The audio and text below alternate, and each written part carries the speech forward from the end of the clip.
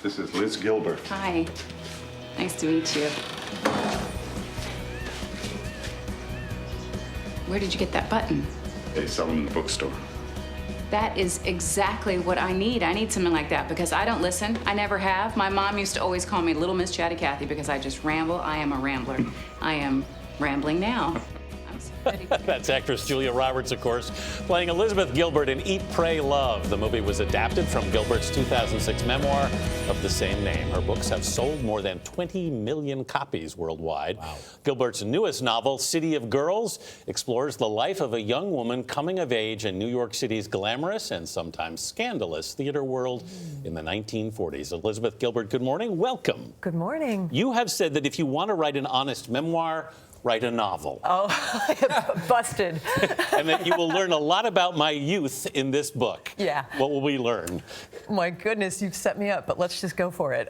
This is a book about very promiscuous young women behaving very recklessly and experiencing and testing the limits of their power. Why did you set it in the 40s? I set it in New York City in the 1940s because I feel like that is the most impossibly glamorous moment of New York history. And as somebody who's loved New York forever, I wanted to just play in that world of like Midtown Manhattan, the Great White Way, the music, the shows, and setting it in the theater world meant that I got to amp up that glamour even more. You've also called it a champagne cocktail. How do you put a cocktail into prose? Well, what I said to my editors when I turned it in was, I want people to have to knock this back in one gulp, then not be able to stop reading, because I tried to put suspense in it and action in it to kind of keep you unable to turn away, and maybe you'll leave feeling a little drunk. Well, mission accomplished. I mean, your first line of the book, in the summer of 1940, when I was 19 years old and an idiot. I mean, that just sort of grabbed my attention. But what's so fascinating to me about this play, about this book, is it's about female desire and consequences of that. It's certainly about friendship, but it's a story, and then there's a play within the story, and then there are reviews within the story, then there are lyrics within the story.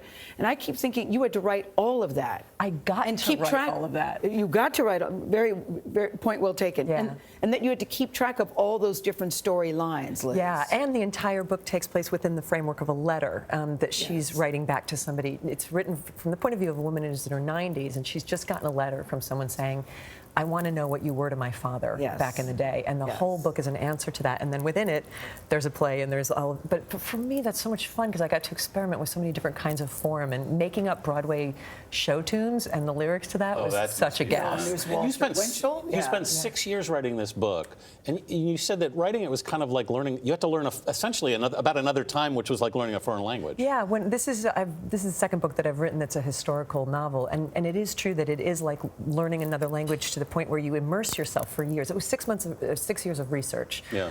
You immerse yourself in it so that by the time you sit down to write, you're not overthinking. You just know how these people spoke, you know how they dressed, you know what they ate, you know what things cost, so that you just disappear yourself into that world. You know, at one point you said at some point in a woman's life she gets tired of being ashamed. Yeah. And she just wants to be free to be herself. Yes. And I wonder how that applied to you, because before this book you lost your partner Rhea. I remember meeting Rhea.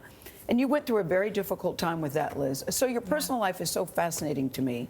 How can I ask the question without being impolite or indelicate? I've written 6 memoirs. Ask whatever you want. Well, because Eat, Pray, Love was about your terrible breakup with your marriage. Yeah. You meet a guy, fall in love with him. Then you fall in love with Rhea. Yeah. Rhea, unfortunately, has passed away. And now you were recently with a man. How do we understand about Liz Gilbert?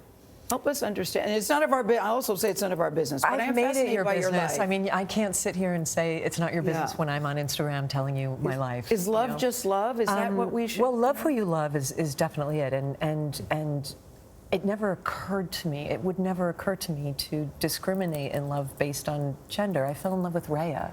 I didn't fall in love with a body. You know, I fell. She was your best friend. She had been for my a best long friend time. for many years, and when she was diagnosed with terminal cancer, I was forced, you know, with the reckoning of her immediacy of her death, to have to bring that forward and say there's a name for this love that I have for this person, and that is she's the love of my life. Yeah. Right. Yeah. Liz Gilbert, I have so much more We're bringing Liz back.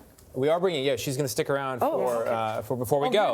Which is why we have to go right now, so we have time for that one. Okay. Good. I'll sit here as long as you let me. City of Girls goes on sale tomorrow. Go to CBSThisMorning.com to read an excerpt. It's a beautiful volume. You will enjoy it. You won't regret it at all.